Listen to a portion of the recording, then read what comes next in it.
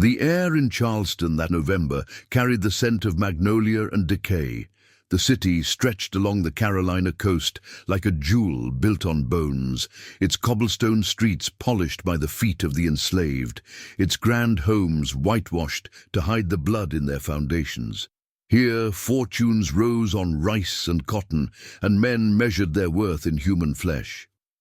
Colonel Matheson stood on the balcony of Oakridge Hall, surveying his estate with the satisfaction of a king. The plantation sprawled across 3,000 acres of South Carolina lowlands, its fields worked by 200 souls who had no names that mattered to him. The main house rose like a monument to his dominance. 3 stories of imported marble and cypress wood, crowned with a widow's walk that offered views of both the Ashley River and the misery that funded it. Tonight, the colonel would host the most exclusive gathering of the season. 9 men, the wealthiest planters in the Charleston district, would dine beneath his roof, celebrating another prosperous harvest and the unshakable order that guaranteed their wealth. The invitations had been sent on cream-colored paper, sealed with crimson wax. Each man who received one understood this was not merely a supper, it was a congregation of power. Inside the mansion, the enslaved household staff moved with practiced silence. They had spent 3 days preparing for this evening, polishing silver until it gleamed like moonlight, pressing linens until they bore no wrinkles, arranging flowers cut from the colonel's private garden. What are you thinking about this story? Your opinion is incredibly important to us. Please subscribe, leave a comment sharing your thoughts, and let us know if you're enjoying this tale. We truly value your feedback. It helps us create better content for you. The dining room had been transformed into a cathedral of excess, a table that could seat 12, draped in Belgian lace, candelabras imported from Paris, crystal glasses so delicate they sang when touched, china painted with pastoral scenes that bore no resemblance to the reality beyond the windows. Cicely moved through these preparations like a ghost. She was 24 years old, though her eyes carried the weight of twice that many years. Her skin was the color of mahogany, and despite the rough fabric of her dress and the scarf that bound her hair, there was something in her bearing that unsettled people, a quiet dignity that refused to be broken, a beauty that persisted despite every effort to crush it. She had been the colonel's housemaid for 6 years, ever since he purchased her from a plantation in Virginia. What happened in those years lived in the shadows of Oakridge Hall, in the servants' quarters where women whispered and wept, in the colonel's private chambers where screams went unanswered. Cicely had learned to move without sound, to anticipate needs before they were spoken, to make herself invisible while remaining always present. But invisibility was its own kind of power. Cicely. The voice belonged to Mama Ruth, the head cook, a woman whose hands had fed 3 generations of Mathesons, whose back bore the scars of their gratitude. The colonel wants the supper service to be perfect tonight, says these men are discussing important business, says any mistakes will be paid for in blood. Cicely nodded, her fingers adjusting the placement of a fork. It will be perfect, Mama Ruth. I promise you that. Something in her tone made the older woman pause. She studied Cicely's face, the calm set of her jaw, the strange light in her eyes. Child, what are you planning? Justice, Cicely whispered. I'm planning justice. Before Mama Ruth could respond, the sound of carriages on the gravel drive announced the arrival of the guests. Through the dining room windows, they could see the procession. 9 men in tailcoats and top hats, stepping down from carriages attended by their own enslaved drivers. These were the men who ruled Charleston, not through elected office, but through wealth so vast it bent the law to their will. Colonel Matheson greeted each arrival personally, his voice booming with false warmth. There was Judge Cornelius Blackwood, whose courtroom had sentenced more enslaved people to death than any other in South Carolina. Beside him stood Reginald Pemberton, owner of 4 plantations and 1,000 human beings. Then came the Ashford brothers, Twins who had built their fortune on the Charleston slave market, where families were divided and sold like livestock. Edmund Fairfax arrived next, a banker who financed the purchase of human cargo from Africa. Samuel Thornton, whose rice fields were notorious for their mortality rate. Dr. Nathaniel Cross, who performed medical experiments on enslaved women without their consent. Walter Grimshaw, a shipping magnate who had grown wealthy transporting human beings in the holds of his ships. And finally, Josiah Weatherby, the youngest of the group, but no less cruel, a man who had recently purchased the plantation adjacent to Oakridge and had already earned a reputation for savage punishments. They gathered in the parlor first, drinking brandy from the colonel's private reserve, their laughter echoing through rooms built by hands they would never acknowledge as human. They spoke of politics and profits, of the troublesome abolitionists in the North, of their plans to expand their empires further west. They spoke as gods speak, casual in their certainty, blind to the fragility of their power. Cicely served them drinks on a silver tray, her eyes downcast, her movements precise. Not one of them truly saw her. They never did. To them, she was part of the furniture, functional, forgettable, beneath notice. But Cicely saw everything. She noted how Judge Blackwood's hands trembled slightly from too much drink. She observed Reginald Pemberton's tendency to adjust his collar when nervous. She watched Dr. Cross's eyes follow the younger housemaids with predatory interest. She catalogued their habits, their weaknesses, their sins. At 8 o'clock a silver bell chimed, summoning them to the dining room. The table was a masterpiece. 9 places had been set with mathematical precision. At the center, a roasted goose rested on a bed of herbs, surrounded by dishes that represented the finest of southern cuisine: oyster stew, she-crab soup, hoppin' john, cornbread, collard greens, sweet potato pie. The wine had been decanted into crystal decanters, ruby red in the candlelight. The men took their seats, the colonel at the head of the table, his guests arranged by rank and favor. As they settled in, Cicely and 2 other housemaids, Sarah and Dinah, began to serve the first course. "A toast," Colonel Matheson announced, raising his glass, "to prosperity, to order, to the preservation of our way of life." "Hear, hear," the men echoed, their glasses catching the light. They drank deeply. The wine was French, imported at great expense, aged in oak barrels for 20 years. It tasted of cherries and smoke, of distant vineyards and old money. The men savored it, their conversation turning to the familiar rhythms of boasting and business. But as the meal progressed, something began to shift in the room. It started with the air itself, growing heavier, thicker, as though the walls were closing in. The candles seemed to burn brighter, their flames stretching toward the ceiling in perfect stillness. No draught moved through the room, though all the windows had been closed against the November chill. Judge Blackwood was the first to notice.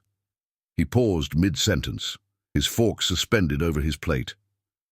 "Does anyone else feel strange? Strange how?" Edmund Fairfax asked, though his own voice carried an unusual tremor. "The air," the judge said slowly. "It's too still."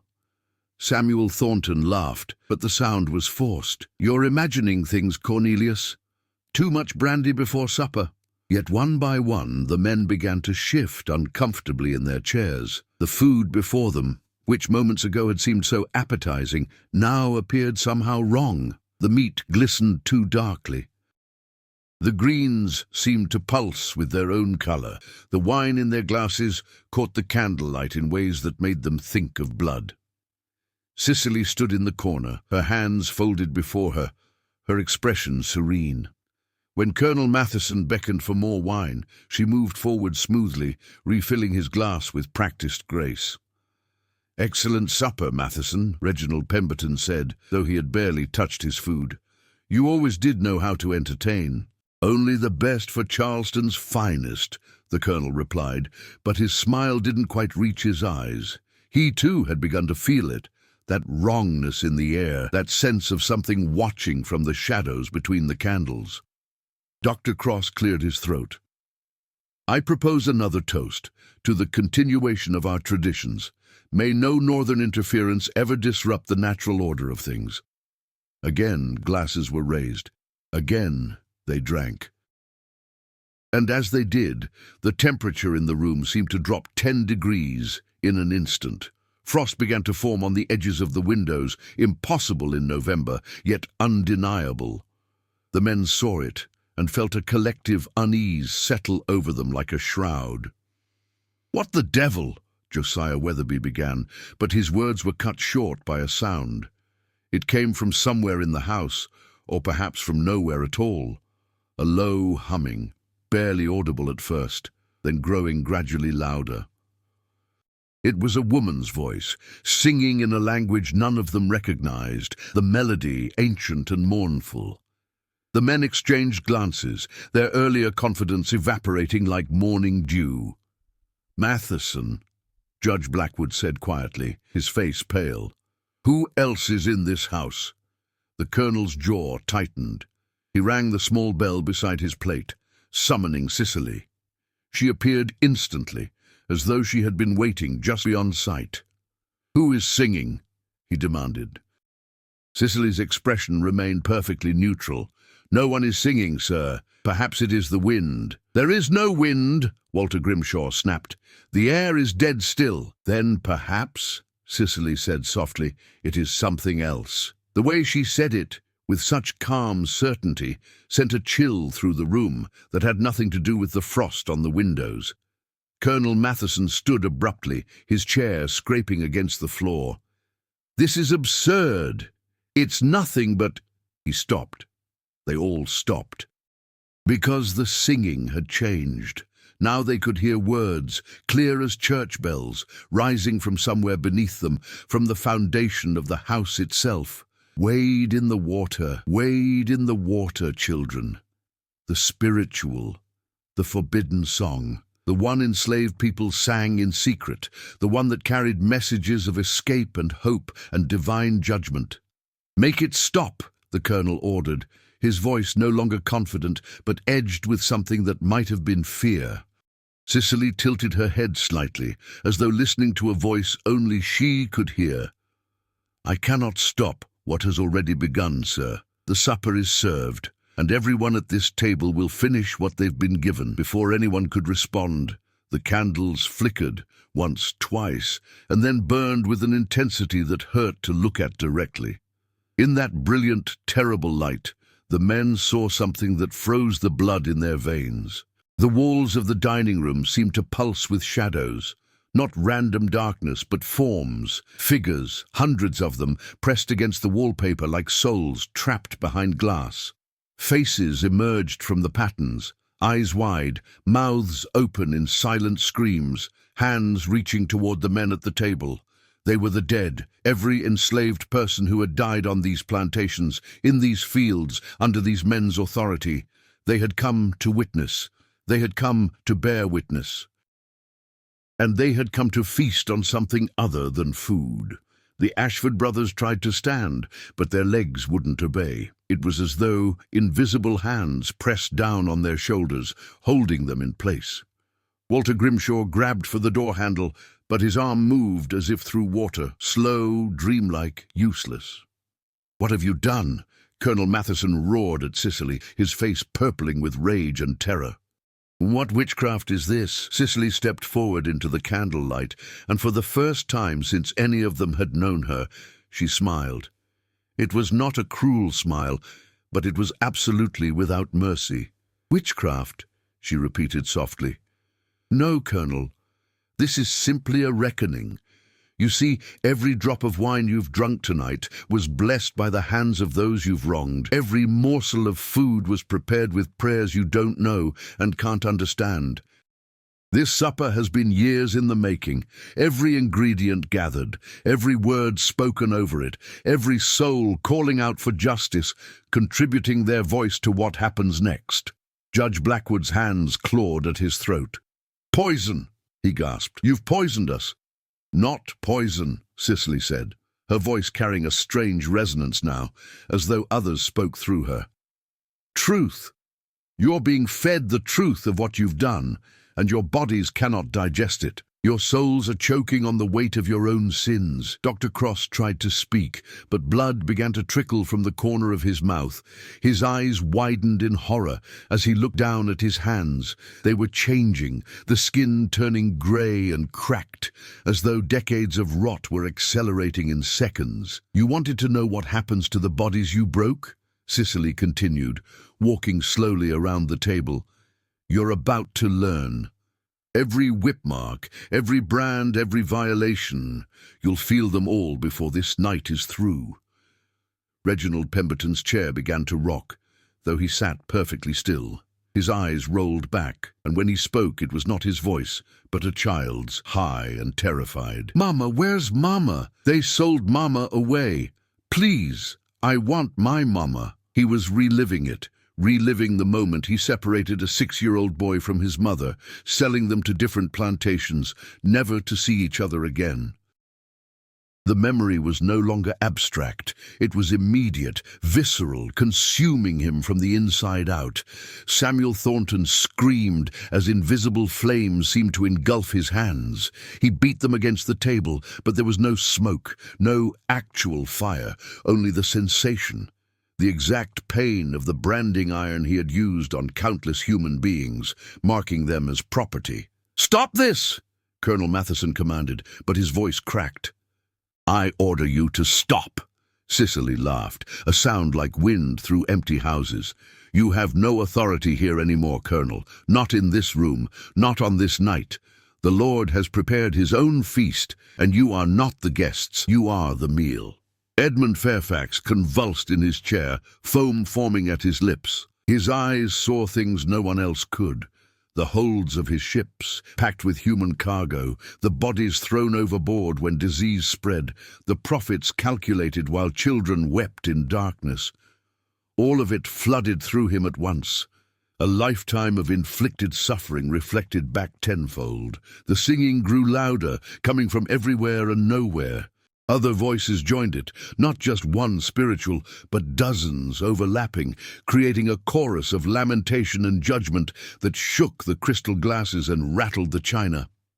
"Go down, Moses, way down in Egypt land. Swing low, sweet chariot, coming for to carry me home. Didn't my Lord deliver Daniel? Then why not every man?" Josiah Weatherby, the youngest, wept openly. "I'm sorry," he sobbed. "I'm sorry, I'm sorry, I'm sorry." But Cicely shook her head. "Sorry is a word. It changes nothing. It heals no wounds. It returns no stolen lives. Your sorry arrives too late and means too little." The shadows on the walls pressed closer, and now the men could see individual faces clearly. There, the old man Samuel Thornton worked to death in the rice fields, his lungs destroyed by the water and heat. There, the woman Dr. Cross experimented on, her body violated in the name of medical science. There, the children, the Ashford brothers, separated from their families, their innocence shattered for profit. Walter Grimshaw's eyes locked onto one shadow in particular, a young man, no more than 20, who had died chained in the hold of one of his ships. The young man's eyes met his, and Grimshaw felt his chest constrict as though those same chains now wrapped around his own heart. "Please," Judge Blackwood whispered. All his courtroom authority dissolved into naked terror. "Please, have mercy." Cicely knelt beside him, her face level with his. "Did you have mercy? When mothers begged you not to sell their children? When men pleaded for their wives? When the innocent stood before your bench and you sentenced them to death for the crime of wanting freedom?" She stood again, her voice hardening. "You will receive the same mercy you gave. Exactly the same." The colonel made one last desperate attempt to rise, to fight, to reclaim his power, but his body betrayed him, collapsing back into the chair. His hands gripped the arms of his seat, and as they did, he felt something in his palm, a string of beads, cool and smooth. Cicely's rosary. "How?" he gasped, looking at his hand in confusion. He hadn't taken it. She hadn't given it to him. Yet there it was, wrapped around his fingers like a serpent. "I left it for you," Cicely said. "Something to hold on to as you pass from this world to the next. Though I don't think you'll find comfort where you're going." The temperature dropped further. Ice crystals formed in the wine glasses. The men's breath came out in white clouds. And one by one, their struggles began to cease. Not because they chose to stop fighting, but because something else was taking over. Their faces twisted into expressions of pure terror, eyes wide and staring at things beyond the visible world, their mouths opened in silent screams. Their bodies remained upright in their chairs, but whatever animated them, whatever made them human, was being systematically extracted, consumed, judged, and found wanting. The candles burned brighter still, their light becoming almost unbearable. In that terrible illumination, the dining room transformed. The walls seemed to fall away, revealing endless fields of cotton and rice, rows of cabins, auction blocks, whipping posts, all the infrastructure of their empire of cruelty laid bare. And standing in those fields, beside those cabins, surrounding those auction blocks, were thousands of witnesses, the dead and the living, all those who had suffered, all watching this moment of accounting. Cicely walked to the head of the table, where Colonel Matheson sat frozen, the rosary burning cold in his hand. She leaned close to his ear and whispered, "Do you know what your last thought will be, Colonel? Not of your wealth or your power or your legacy. It will be the simple, terrible understanding that every life you destroyed mattered just as much as yours, that every person you bought and sold was as fully human as you ever were. That recognition will be the last thing you feel before the darkness takes you, and it will follow you into whatever comes next." The Colonel's eyes met hers, and in that final moment, he did understand the weight of it. The full, crushing weight of what he had done, what he had been, fell upon him all at once. His mouth opened, but no sound emerged, only a single tear tracking down his cheek. Then his eyes went glassy and still. One by one, the others followed. The Ashford brothers slumped forward simultaneously, their heads hitting the table with dull thuds. Edmund Fairfax simply stopped breathing, his chest ceasing to rise, his heart giving up its rhythm. Dr. Cross clawed once more at his throat, then went rigid. Samuel Thornton's head fell back, his mouth open in a final, silent scream. Walter Grimshaw and Josiah Weatherby collapsed within seconds of each other, their souls fleeing bodies that had become unbearable prisons. Reginald Pemberton was last, his child's voice fading to nothing as death claimed him. The dining room fell absolutely silent. 9 men sat around the table, their supper barely touched, their wine glasses still half full, their bodies positioned as though merely resting. But their faces told the truth. Each wore an expression of ultimate horror, of confrontation with something beyond their comprehension, beyond their capacity to endure. Cicely stood in the center of it all, untouched, unmoved. The shadows on the walls began to fade, the faces receding back into darkness, their witnessing complete. The singing quieted to a whisper, then to nothing. The candles returned to their normal flame, casting the room in softer light. Behind her, the door to the kitchen opened. Mama Ruth stood there, her old eyes taking in the scene with a mixture of awe and fear. "Is it done?" she asked quietly. "It's done," Cicely confirmed. "And what happens now?" Cicely removed her apron, folding it carefully and placing it on a side table. "Now, we leave. We were never here. This supper happened without us. These men dined alone on their pride and their cruelty, and it killed them. They'll come looking for someone to blame," Mama Ruth said. "Let them look," Cicely replied. "They'll find locked doors and no signs of entry. They'll find food that shows no trace of poison. They'll find 9 bodies with no marks of violence. What will they conclude? That these men were struck down by God himself? Perhaps.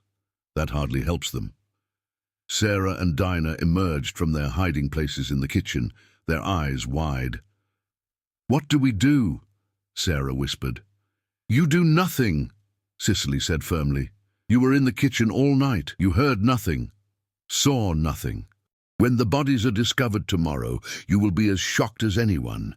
You will tell the truth, that these men had supper, that everything seemed normal, that you were dismissed before the meal was finished. There's no lie in that. And you, Mama Ruth asked, where will you go? Cicely moved to the window, looking out at the dark fields beyond. North. There are networks, safe houses, people who help those who escape. I'll find them. They'll hunt you. They'll say you're a murderess. A witch. Let them say what they want, Cicely said. I know what I am. I'm the answer to prayers spoken in darkness, the justice delayed but not denied, the reckoning that comes when the weight of sin becomes too heavy for the earth to bear. She turned back to face them. I'm free. Finally, truly free. She crossed to Colonel Matheson's body one last time, gently extracting her rosary from his frozen hand. The beads were cold to the touch, but as she held them, they seemed to warm, to pulse with a light only she could see. She kissed the cross and tucked it into her pocket. Go, she told the others. Return to your quarters. Sleep if you can. Tomorrow, when the sun rises and the world discovers this, remember, you are innocent. The guilty have already faced their judgment. Mama Ruth stepped forward, pulling Cicely into a brief, fierce embrace. You walk with God, child. Whatever else they say about you, you walk with God. I walk with the memory of everyone who didn't survive long enough to see this night, Cicely replied. That's burden enough. She slipped out through the servants' entrance into the November darkness. The stars overhead were sharp and cold, indifferent to human suffering and human justice alike. Somewhere in the distance, she heard the Ashley River moving, endless and patient. She thought of all the bodies those waters had carried, all the tears they had absorbed, all the prayers whispered on their banks. Behind her, Oakridge Hall stood silent, its windows glowing with candlelight. Inside, 9 men sat at an eternal supper, their feast of pride transformed into their final meal. The table that had groaned under the weight of stolen prosperity now held only death and judgment. Cicely walked quickly, keeping to the shadows, following routes she had memorized over years of servitude. She knew every path through these grounds, every place to hide, every weak point in the fences that bordered the property. She had been patient, planning this night for so long that it had become part of her very breath, woven into her prayers and her dreams. The poison had not been hemlock or arsenic or any substance that could be detected by doctors. It had been something far more subtle and far more powerful, the accumulated weight of spiritual debt made manifest, the bills of justice finally called due, the wages of sin paid in full. She had spent 6 years learning old knowledge from Mama Ruth, who had learned it from her grandmother, who had learned it from women stolen from Africa and forced into bondage. Knowledge of herbs that opened doors between worlds, of words that bound and freed, of rituals that called upon powers older than Charleston, older than America, older than the very concept of slavery itself. Every ingredient in tonight's meal had been blessed with the names of the dead. Every sip of wine had carried prayers for judgment. Every candle had been anointed with oil, mixed from bark, stripped from trees where enslaved people had been hanged. The house itself had been prepared, marked with symbols, invisible to the master's eyes, but clear as daylight to those who knew how to see. Magic, perhaps. Justice, absolutely. The line between the two had become irrelevant. As she reached the edge of the property, Cicely paused and looked back one last time. The great house rose against the night sky, seemingly peaceful, betraying nothing of the horror within its dining room. By dawn, servants would arrive to clear the breakfast dishes, and would instead find a scene from a nightmare. By noon, Charleston would be ablaze with rumors and fear. By evening, the story would be everywhere. 9 powerful men, all dead, no explanation, no survivors. They would search for her, of course. But Sicily had allies they didn't know about. The Underground Railroad, abolitionists both black and white, Quakers who believed slavery an abomination, free black communities in the North who would hide her and protect her. She had names, addresses, secret signals. She had a network built on hope and resistance and the simple revolutionary belief that freedom was a birthright, not a privilege. The rosary in her pocket grew warm against her hip, as though offering comfort. She thought of the prayer she had repeated every night for 6 years. Lord, grant me the strength to endure, the wisdom to wait, and the courage to act when the moment comes. That moment had come. She had endured. She had waited. And she had acted. Now she would do something else she had not dared dream of. She would live. Sicily turned her back on Oakridge Hall and began walking north, toward the Ashley River, toward the network of safe houses and sympathetic souls, toward a future that was uncertain but entirely her own. Her footsteps made no sound on the dirt road. The November wind picked up, carrying the scent of freedom, salt from the ocean, pine from the forests, possibility from the horizon. Behind her, in the dining room of Oakridge Hall, the candles continued to burn. They would burn all night, casting their light on the tableau of the dead, illuminating the final supper of Charleston's masters. And when they finally guttered out in the cold light of dawn, the darkness that remained would be absolute. The overseer's son found them at sunrise. Thomas McKinnon was 17, lean and sunburned, with his father's hard eyes and his mother's reluctant conscience. He had been sent to Oakridge Hall to collect a document the colonel had promised his father, some legal paper regarding property boundaries. He arrived at first light, when the mist still hung over the Ashley River, like a curtain between worlds. The first thing he noticed was the silence. Plantations were never silent at dawn. There should have been the sounds of the enslaved beginning their day, the crack of the overseer's whip, the clang of bells calling workers to the fields. But Oakridge was quiet as a graveyard, wrapped in an unnatural stillness that made Thomas's horse nervous. The animal snorted and pranced, refusing to approach the main house until Thomas dismounted and led it by hand. The front door was unlocked. That alone was strange. Colonel Matheson was paranoid about security, obsessed with the threat of slave uprisings, always careful to bolt every entrance. Thomas pushed the door open and called out, his voice echoing through the entrance hall. No response. He stepped inside, his boots loud on the marble floor. The house smelled wrong, not the usual scent of beeswax and tobacco, but something else, something sweet and rotten at once, like flowers left too long in a vase. "Colonel Matheson?" he called again. Still nothing.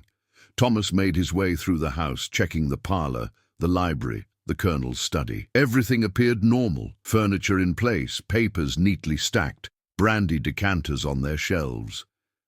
But there were no people, not the colonel, not the house servants, not the dozens of enslaved people who should have been starting the day's work. Then he saw the dining room doors, standing half open. Even from the hallway he could see the candles.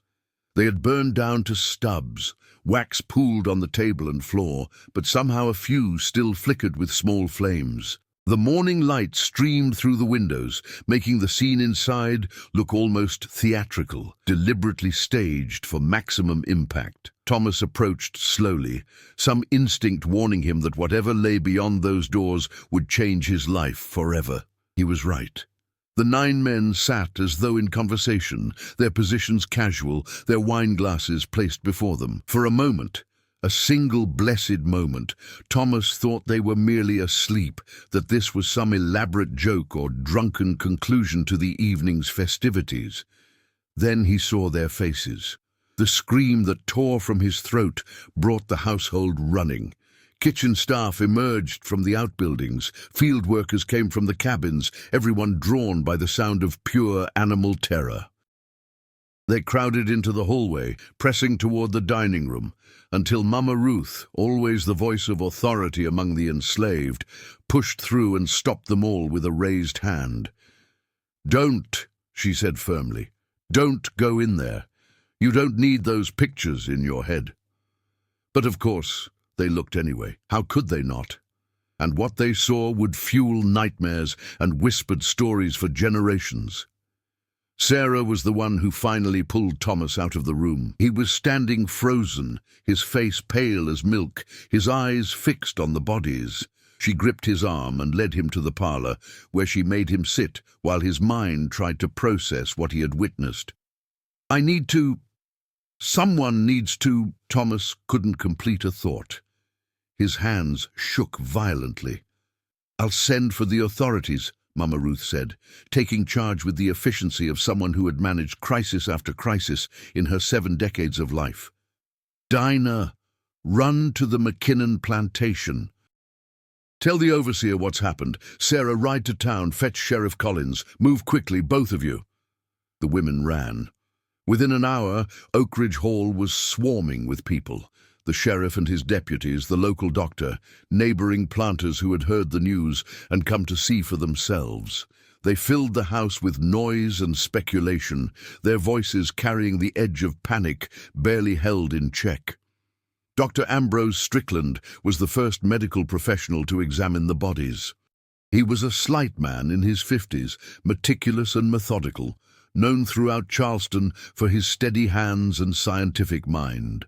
But when he emerged from the dining room after 30 minutes of examination, his face was grey and his hands trembled as he reached for the whiskey Sheriff Collins offered.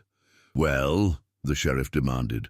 Horace Collins was a large man with a sheriff's star pinned to his vest and a reputation for brutal efficiency in maintaining order. "What killed them, Doctor?" Strickland drank deeply before answering. I don't know." "You don't know?"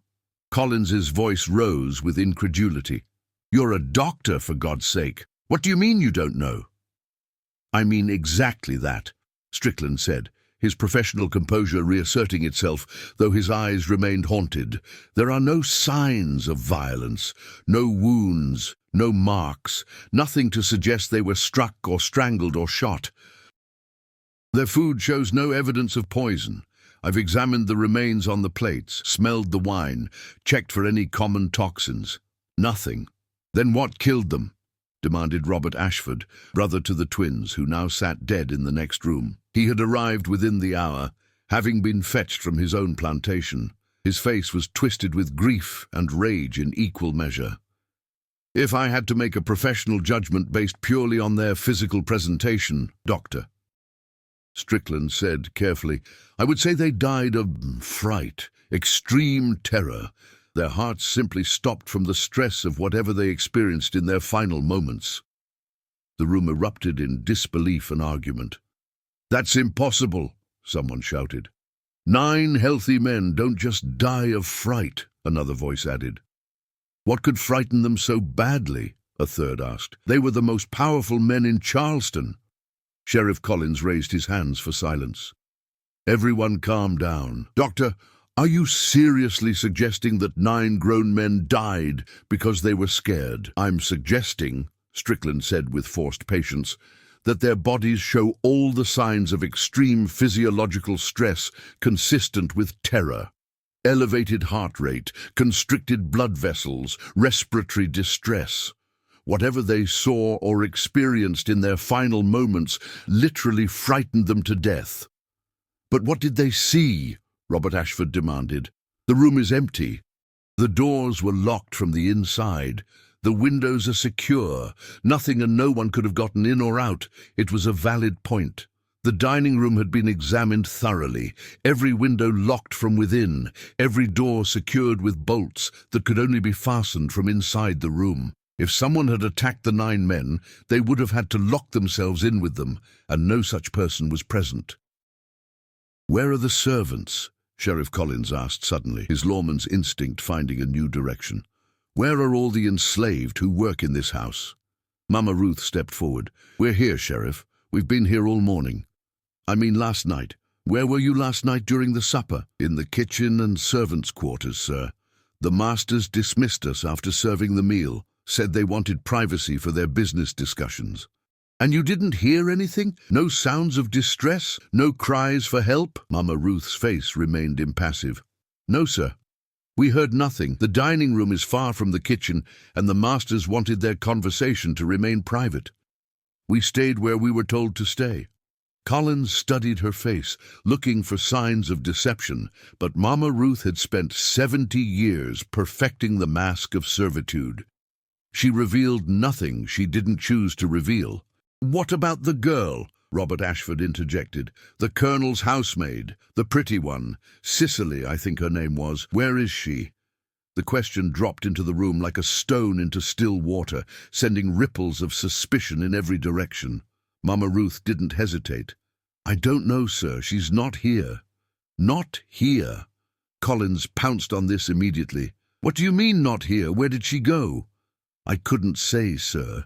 She must have left during the night. Her bed wasn't slept in." The room exploded with new speculation and accusation.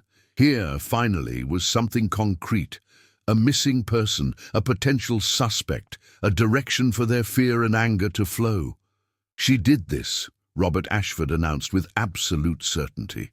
"That slave girl killed my brothers and these other good men. It's obvious." "How?" Dr. Strickland asked reasonably. "I've told you, there's no evidence of poison or violence." "How exactly did she kill them?" "Witchcraft," someone whispered, and the word hung in the air like smoke. Sheriff Collins scoffed. "We're not going to entertain superstitious nonsense. This is 1837, not the Dark Ages." But the whisper had been spoken, and once voiced, it could not be unspoken. Witchcraft. The word passed from mouth to mouth, growing in intensity and certainty with each repetition. Slaves practicing dark arts, calling upon African spirits, using unholy powers to strike down their masters. It was exactly the kind of explanation that made sense to people desperate to make sense of the incomprehensible. "Find her," Robert Ashford commanded, as though he had the authority to give such orders. "Search every slave quarter in Charleston. She couldn't have gotten far." Sheriff Collins considered this. "I'll put out notices and organize search parties.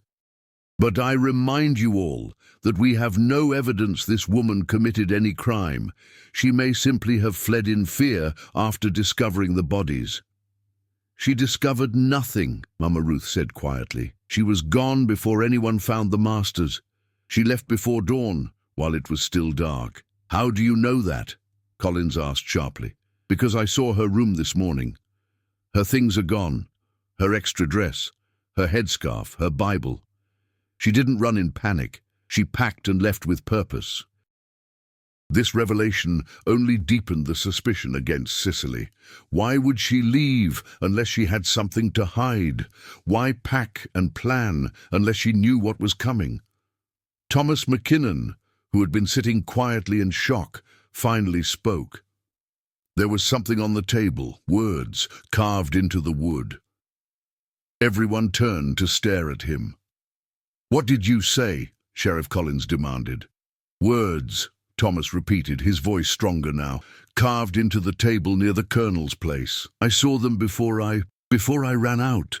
The men rushed back to the dining room, though most stopped at the doorway, reluctant to enter that space again. Sheriff Collins and Dr. Strickland approached the head of the table where Colonel Matheson sat frozen in his final moment. They looked at the polished oak surface, and there they were, 9 words, scratched into the wood with some sharp implement. The letters crude but clear, written in something dark that might have been wine or might have been blood. "The Lord prepares his own feast of justice." The words were biblical in cadence, apocalyptic in implication. Collins traced them with his finger, noting how deep they went, how much force it would have required to carve them. When were these made? Before the meal or during? No one could answer. The table had been set before the guests arrived, but had anyone looked at its surface closely enough to notice fresh carvings? And if the words had been carved during the meal, why hadn't any of the 9 men reacted or stopped the person doing the carving? "This is a message," Dr. Strickland said, "a deliberate statement." "From whom?" someone asked. But they all knew. or thought they knew, from Sicily, from the enslaved, from those who had been silent so long that their silence had been mistaken for acceptance, from voices that had been ignored so thoroughly that their owners had forgotten they existed. "I want every enslaved person in Charleston questioned," Robert Ashford announced. "I want to know who helped her, who knew about this plan, who is hiding her now, and when we find her, and we will find her, she'll hang for this. If she did this," Sheriff Collins cautioned, "we still have no proof." "The proof is in that room," Ashford shouted, pointing toward the dining room. 9 dead men and 1 missing slave girl who clearly hated the colonel. "What more proof do you need?" "Evidence that she actually killed them," Collins replied evenly. "Hatred isn't murder, and disappearance isn't guilt. I'll conduct a proper investigation." But even as he said it, Collins knew the investigation's outcome was essentially predetermined. Charleston society needed someone to blame, needed a story that made sense, needed to reassure itself that their system of control hadn't simply collapsed under its own moral weight. Sicily would be that story, whether she was guilty or not. Word of the deaths spread through Charleston like wildfire. By midday, crowds had gathered outside Oakridge Hall, kept back by hastily organized militia members. Newspapers began printing special editions, their headlines screaming about mysterious deaths and missing slaves. The story grew with each retelling. Some said the men had been poisoned with voodoo potions. Others claimed they'd been cursed with African hexes. Still others whispered that God himself had struck them down for their sins. The enslaved community of Charleston heard the news with complex emotions. Publicly, they expressed shock and concern, performing the expected rituals of mourning and sympathy. Privately, in moments stolen from their master's watchful eyes, they shared different thoughts entirely. In the slave quarters of plantations surrounding Oakridge, the story was received with a mixture of terror and elation. Terror because they knew the deaths would bring increased scrutiny, harsher punishments, more brutal enforcement of already brutal controls.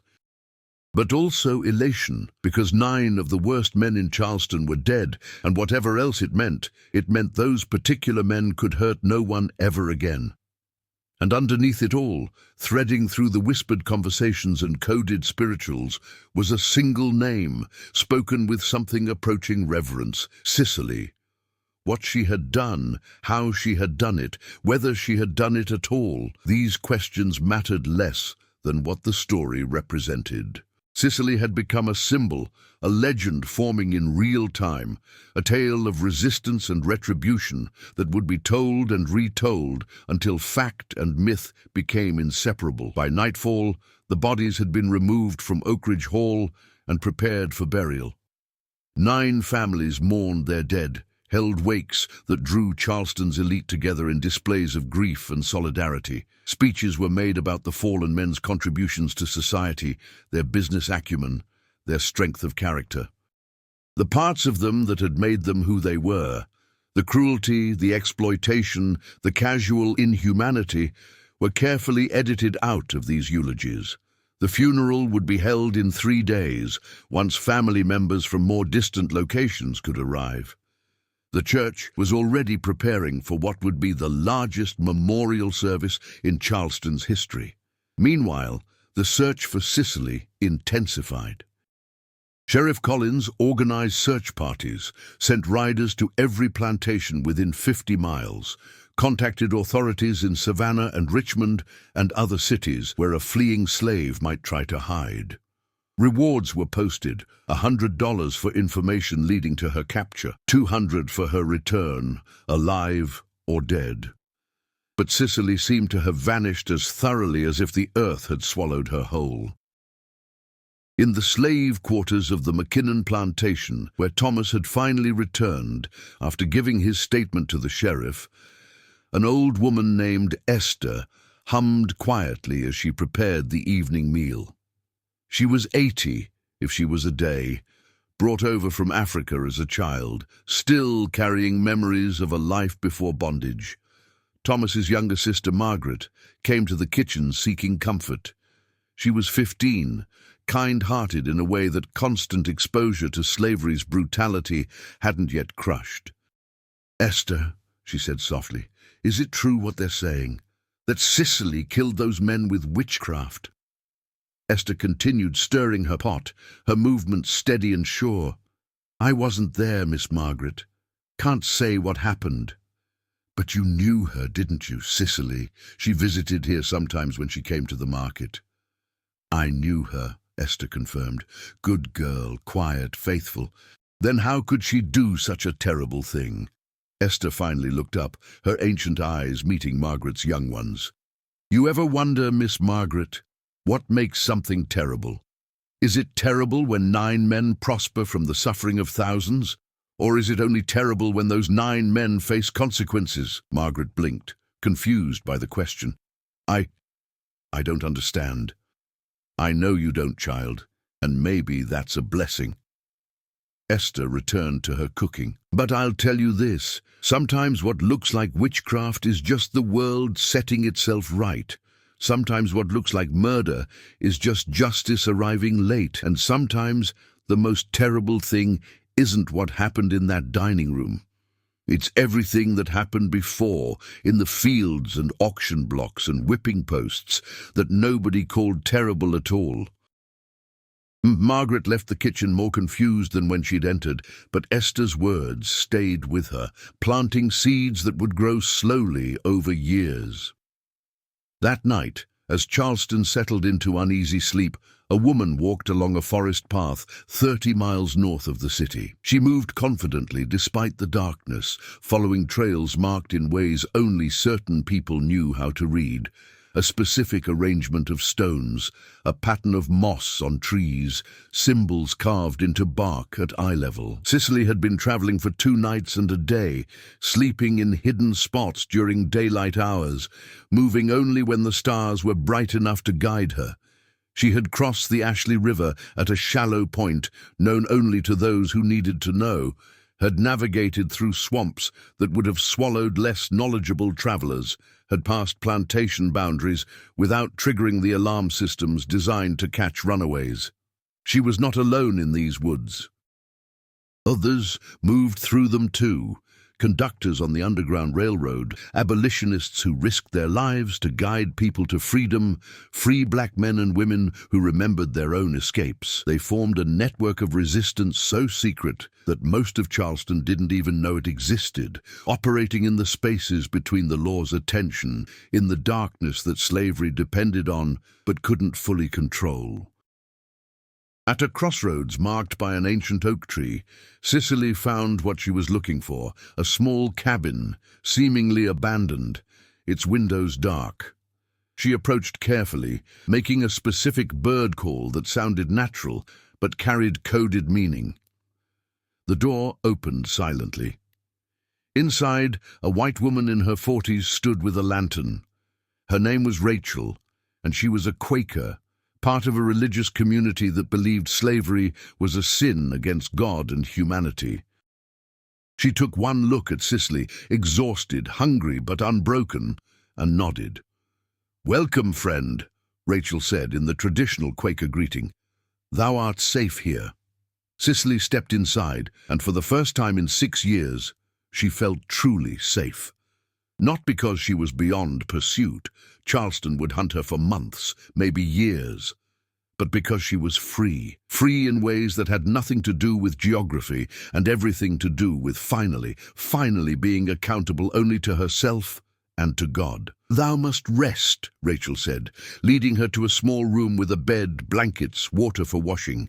"In 2 days, we'll move thee to the next station, but tonight, rest." Before Sicily slept, she knelt beside the bed and pulled out her rosary. The beads were warm in her hands, as they always were now, as though they held some heat from that night in the dining room. She prayed, not for forgiveness, because she had nothing to be forgiven for, but in thanksgiving. For strength received, for justice delivered, for freedom earned. And she prayed for all those still in bondage, still suffering, still waiting for their own moment of deliverance. Because what had happened at Oakridge Hall was just one act in a much larger story. One reckoning among millions still owed, one small crack in a system that seemed unbreakable but was already fracturing under its own weight of sin. Cicely slept that night deeply and without nightmares. Behind her, Charleston buzzed with fear and anger and speculation. Ahead of her lay a long journey north, through slave states and free states, through danger and possibility, toward a life that was finally, truly hers. But she had learned to be patient, she had learned to wait, and she had learned that justice, when it finally came, was worth any price. The funeral procession moved through Charleston like a black serpent, winding from the cathedral to the cemetery on the city's edge. 9 hearses, each pulled by 4 horses draped in mourning cloth, carried the bodies of men who had been buried in individual ceremonies, but whose families had demanded this collective show of solidarity and strength. The entire white population of Charleston seemed to have turned out, planters and their wives in silk mourning attire, businessmen with black armbands, politicians who saw opportunity in tragedy, clergy who spoke of God's mysterious ways while carefully avoiding any suggestion that God's ways might include judgment. The enslaved were forced to line the streets, heads bowed in required displays of grief, though their eyes told different stories to those who knew how to read them. Sheriff Horace Collins watched the procession from the steps of the courthouse, his eyes constantly scanning the crowd. It had been 5 days since the deaths at Oakridge Hall, 5 days of intensive investigation that had yielded nothing but frustration. No poison in the food, no signs of violence on the bodies, no witnesses to anything unusual, and no trace of Cicely, who had vanished as completely as if she'd never existed.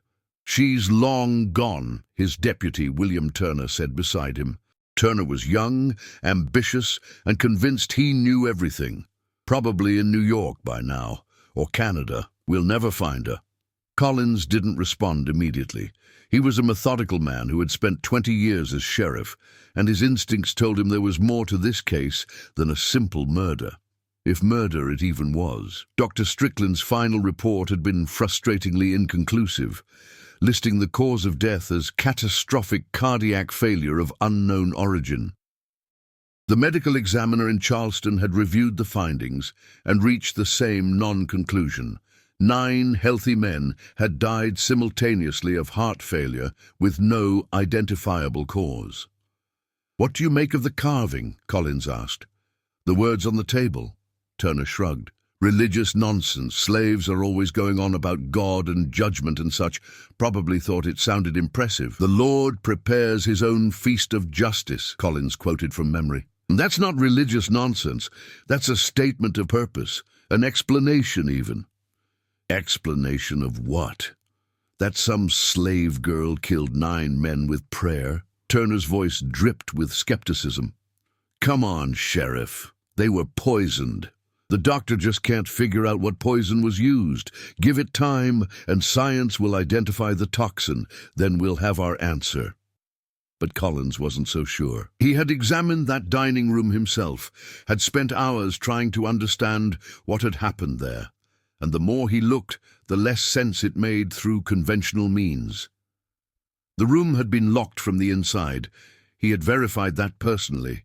Every window was secure, every door bolted in ways that required someone inside the room to fasten them. If Cicely had poisoned the men, she would have had to serve the poison, then somehow lock herself in with them as they died, then escape from a sealed room without leaving any trace. Unless she'd never been in the room at all during the deaths. Unless the poison, if poison it was, had been administered hours earlier, programmed to kill at a specific time. But that raised other questions. What poison worked that way? What substance could remain dormant in the body for hours, then suddenly trigger 9 simultaneous heart attacks? Dr. Strickland had consulted every medical text available, had reached out to colleagues in Boston and Philadelphia, and no one could identify such a substance. Which left only 2 possibilities that Collins could see. Either there was a poison so exotic and unknown that modern science couldn't detect it, or something else entirely had killed those 9 men. something that had nothing to do with conventional toxins and everything to do with what the enslaved were whispering about in their quarters late at night. Words like conjure and retribution and the hand of God. Collins didn't believe in supernatural causes. He was a rational man, a practical man, a man of the Enlightenment who trusted in evidence and natural law. But he was also honest enough to admit when evidence failed him, when natural law seemed insufficient to explain what he had witnessed. "We should question the other house slaves again," Turner suggested. "Apply some pressure. Someone knows something." "We've questioned them 3 times already," Collins said. "Their stories don't change. Sicily served the meal, the men dismissed the servants, everyone stayed in their quarters until morning. No one saw anything, heard anything, knows anything. Then they're lying. Or they're telling the truth and there's nothing to know." Turner looked at him sharply. "You're not actually considering that this was, what, divine intervention? An act of God?" "I'm considering," Collins said carefully, "that we may never know what happened in that room. And that the not knowing might be the entire point." Before Turner could respond, a commotion erupted near the middle of the funeral procession. Collins pushed through the crowd to find its source. A woman had collapsed, or appeared to have collapsed, causing several of the mourners to stop and assist her. But as Collins got closer, he realized it wasn't a collapse. The woman, a slave from one of the downtown households based on her clothing, was standing perfectly upright. Her eyes rolled back in her head, her voice raised in a strange rhythmic chant. "She's having a fit," someone said. "She's possessed," someone else whispered. Collins reached the woman just as she began to speak, her voice high and keening, the words tumbling out in a mixture of English and what sounded like African languages, phrases that made no linguistic sense but carried emotional weight that hit like physical blows. "The feast is finished," the woman proclaimed, her voice suddenly clear and strong. "The table is set for judgment, and the guests have taken their seats. 9 men dined on pride, and pride was poison in their mouths. They drank from cups of cruelty, and cruelty stopped their hearts. The Lord prepared his feast, and they ate their fill of justice." The crowd around her gasped and drew back. This was too close to the words carved into Oakridge's dining table, too similar to be coincidence. "Who are you?" Collins demanded. "What's your name?" The woman's eyes focused on him, but they weren't her eyes. They were distant, seeing things beyond the visible world. "I am the voice of what was silenced. I am the witness to what was hidden. I am the reminder that every debt comes due, every sin finds its reckoning, every wrong waits for its rightening." "Seize her," Robert Ashford commanded, pushing forward from the procession. "This is Sicily's work. She's put this woman up to this." "Sicily is gone," the woman said, and now her voice was her own again, confused, frightened, unaware of what she'd just said. "Sicily is free. Sicily walked out of bondage and into the arms of grace. You'll never find her, never catch her, never punish her for the punishment she delivered." Collins gripped the woman's arm, but gently. "What's your name?" he asked again. "Dinah," she whispered. "Dinah, from the Cooper household. I don't know what just happened. I don't know what I said." And Collins believed her. Whatever had just spoken through her, it hadn't been her own voice or her own will. He had witnessed possession before, or what people called possession, moments when the mind seemed to step aside and let something else speak through the body. Usually it was dismissed as hysteria or trickery, but Collins had seen too much in his 20 years as sheriff to dismiss anything outright. "Take her home," he told the white family who owned her. "She's ill, confused. This is no crime." But Robert Ashford wasn't satisfied. "She's spreading sedition, making threats. She should be whipped for disrupting this sacred ceremony." "She's sick," Collins repeated firmly, "and whipping a sick woman solves nothing. Take her home." The procession resumed, but the atmosphere had changed. What had been a somber display of power and grief had become tainted with unease. The cracks were showing, in the funeral itself, in the social order it represented, in the certainty that white Charleston was trying so desperately to maintain. As the mourners reached the cemetery and began the burial rites, storm clouds gathered on the horizon. The wind picked up, carrying the smell of rain and something else, something that made horses nervous and caused dogs to whimper. The clergy hurried through their prayers, and the families rushed through their final farewells, all of them wanting to finish before the weather broke.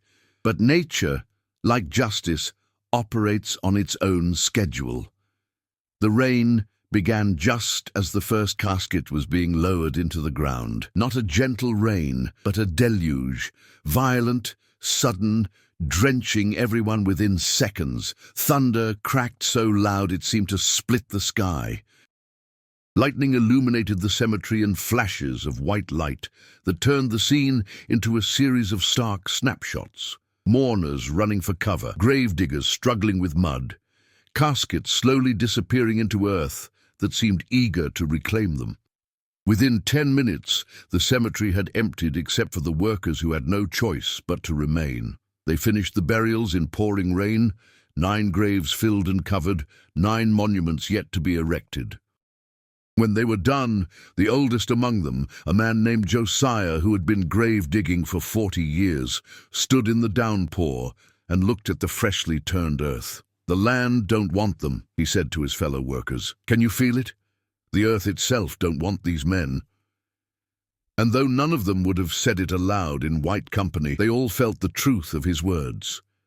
The cemetery seemed wrong now, tainted, as though 9 graves of poison had been planted in its soil. Meanwhile, in a safe house 40 miles north of Charleston, Cicely sat at a table with 3 other fugitives and a free black man named Samuel, who served as one of the railroad's conductors. They were planning the next leg of the journey, through South Carolina and into North Carolina, through forests and swamps, using routes that had been refined over decades of dangerous work. "The search for you is intense," Samuel said, spreading a hand-drawn map on the table. "Every patrol is looking for a woman matching your description. We'll need to be especially careful."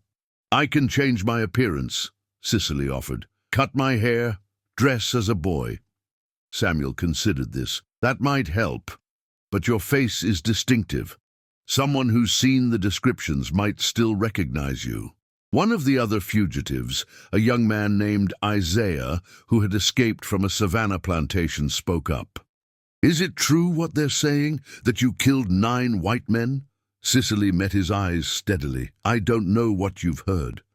They say you're a conjure woman, that you called down judgment from heaven, that you poisoned them with prayers." "And what do you think?" Cicely asked. Isaiah leaned forward, his voice intense. "I think 9 of the worst men in Charleston are dead, and you're alive and free. I think that's a miracle either way. I think you're a hero." "I'm not a hero," Cicely said quietly. "I'm just someone who decided to stop being a victim." "That's what makes you a hero," Isaiah insisted. "You did what we all dream of doing. You made them pay." Samuel raised a hand for calm.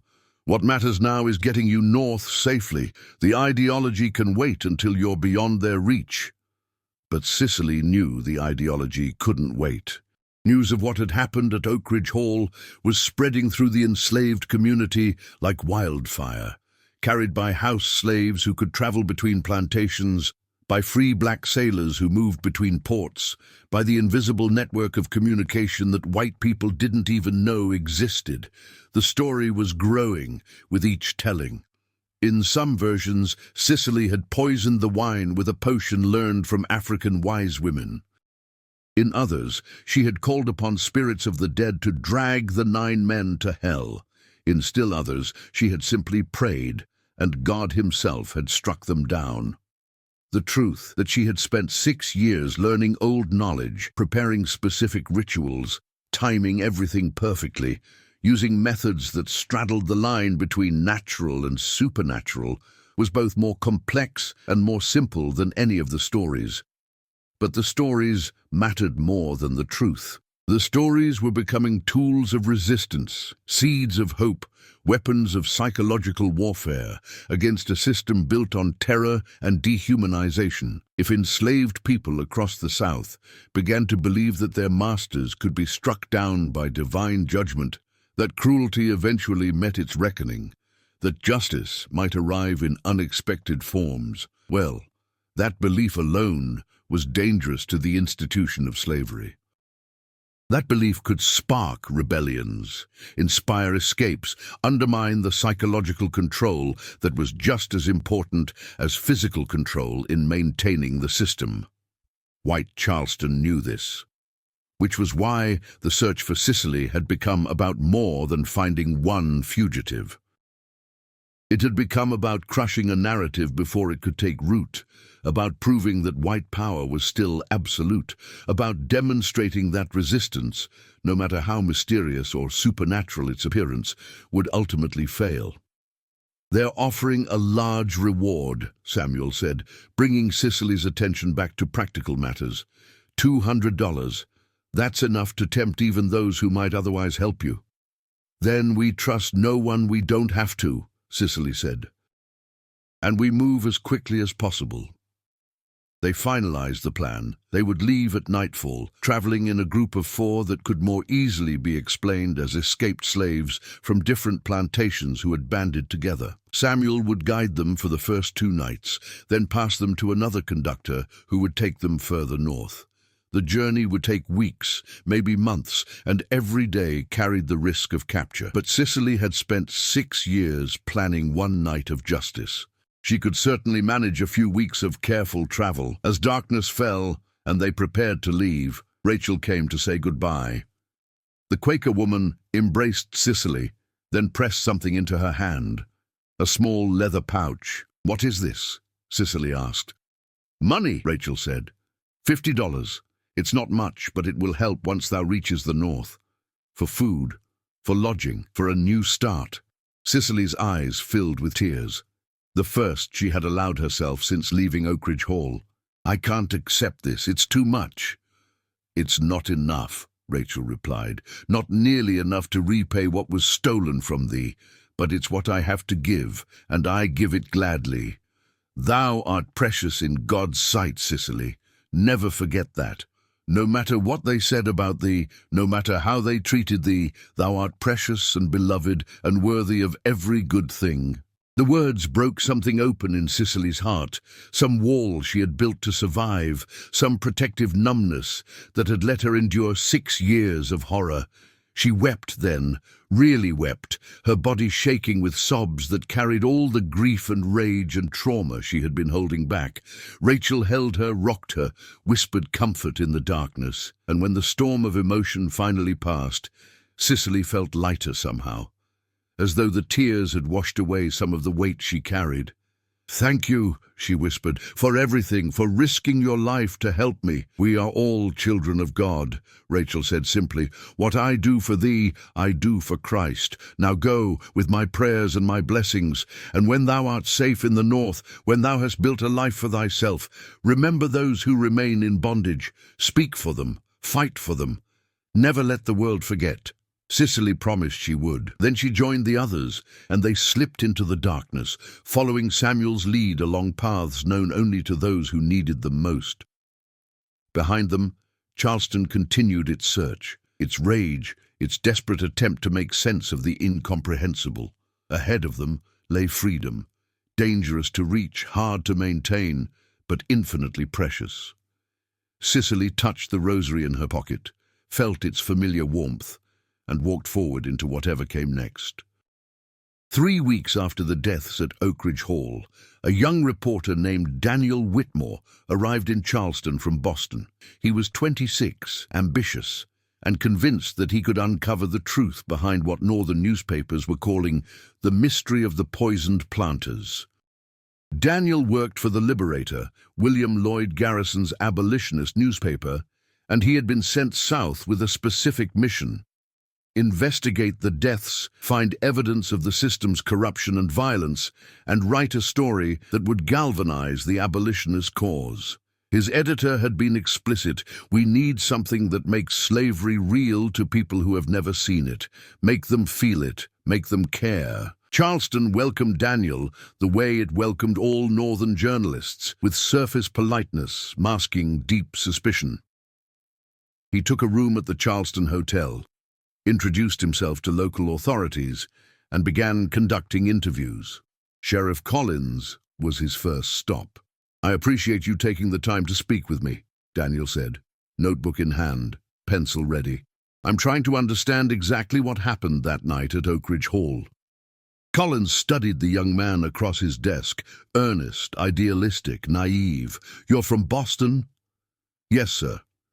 "Then you should understand that we don't take kindly to northern interference in our affairs." "I'm not interfering," Daniel said carefully. "I'm reporting. There's been extensive coverage of these deaths in northern papers, but most of it is speculation. I want to present the facts." "The facts," Collins repeated. "Very well. The facts are, 9 men died under mysterious circumstances. We have no definitive cause of death. We have a missing slave who may or may not be involved. That's it. That's everything we know." "What about the carving on the table?" Daniel asked. "The religious message. What do you make of that?" Collins leaned back in his chair. "I make of it what I make of it. You'll draw your own conclusions regardless of what I say. I'm not here with a predetermined narrative, Sheriff. I genuinely want to understand." "Do you?" Collins's tone sharpened. "Or do you want a story that confirms what you already believe, that slavery is evil, that slaves are noble victims, that their masters got what they deserved?" Daniel flushed. "I do believe slavery is evil. I make no apology for that, but I'm still here to report truthfully." "Then report this truthfully," Collins said, leaning forward. "This city is terrified, not because 9 men died, but because no one can explain how or why. That uncertainty has torn away the illusion of control.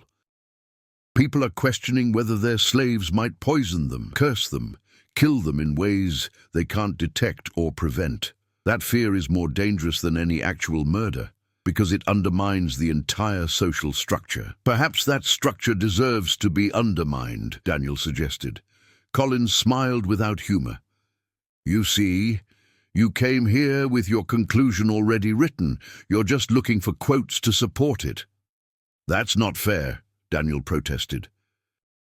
"I'm trying to understand all perspectives." "Then understand this," Collins said. "I've been sheriff here for 20 years. I've seen the best and worst of humanity. I know that slavery is brutal and unjust. I also know that the 9 men who died were pillars of this community, fathers, husbands, leaders. Their deaths have left families grieving and a city unstable.